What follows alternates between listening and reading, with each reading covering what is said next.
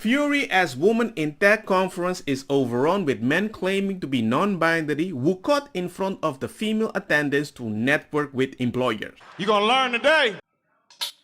Female job seekers at the Women in Tech conference have reacted with fury after a number of men crashed the networking event, seemingly taking advantage of the acceptance of non-binary people. The scandal erupted at the Grace Hopper celebration of Women in Computing in Orlando, Florida, which among the most lucrative job findings conventions for young female professionals to meet major tech firms, often right out of college. But in this year's summit held by September 26 to 29, was swarmed with men also looking to land a big interview with firms including Amazon, Apple, and Google. The fact that you say men are going there when actually non-binary went there, you don't identify the gender correctly. You should be sanctioned. The reason many were welcomed appeared to be the women's events allowing non-binary individuals also to attend, sparking anger among the women, feeling the move was a shameless attempt to take advantage of the gender diversity program. Whoa. Wait a second. Let me think about it. You said anybody can identify the way they want and they shouldn't have a past history to prove that point. I'm like, okay, I'm a little feminine man. I like to decorate. I like pink bada bing bam boom.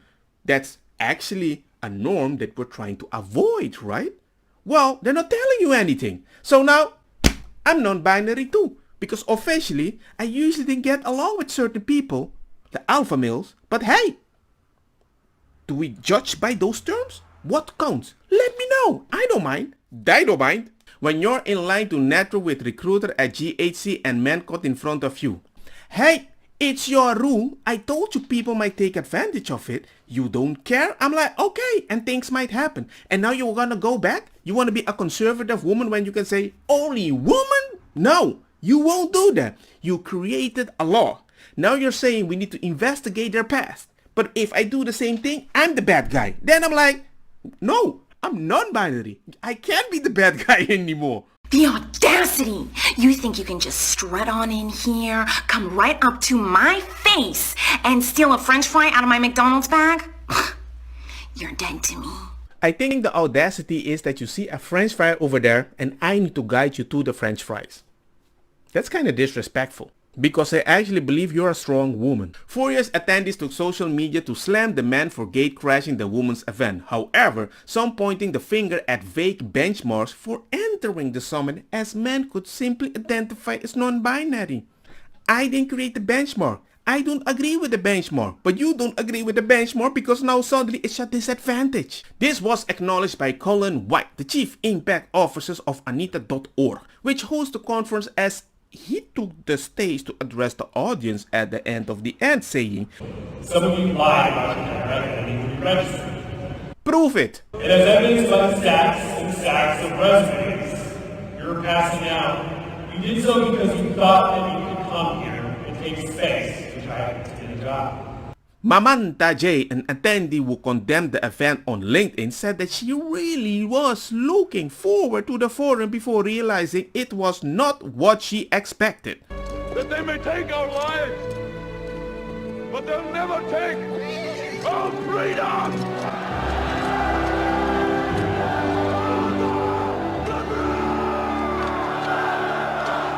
I guess it felt like a Fresh and Fit podcast. I don't know. As a woman who has experienced patriarchy dominance in the tech industry, hope the convention would provide a fair chance to me to connect with potential employers, she said. Alongside complaints about the long lines and exhausted recruiter, she said she witnessed a significant number of cis men allies taking opportunities meant for women and non-binary, a concerning trend that seems unaddressed by the event's organizer.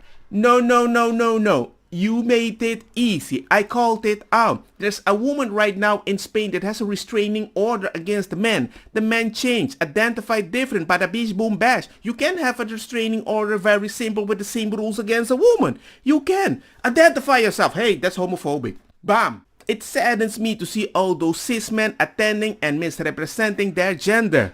Achal, prove it. We need male allies. We need men who want to celebrate women, who want to work with and for women. And so, why do you want men to celebrate women? You guys can celebrate yourself.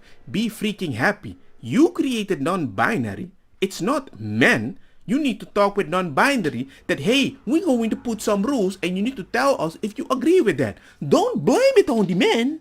Anita Borg addressed the situation, but the career expo was still overcrowded and people were forced to wait an hour just to get in the expo on Friday Freedom. The situation felt gross. Hey, don't look at me. It's not my rule. If you told me that I can go there, identify at a place, and I'm a guy that's kinda a geek, and most geeks are beaten, teased by alpha people, officially, we feel feminized already. So officially, most of the people behind the PC, they're kinda already experience woman stuff anyway on the inside. You don't know that. Who are you to judge us? So if suddenly you're like, hey man, I need to identify in a way and I got the male and the female energy, I would say fusion like Dragon Balls and be, hey, a different person, non-binary. If you break this rule, hey brah, woo!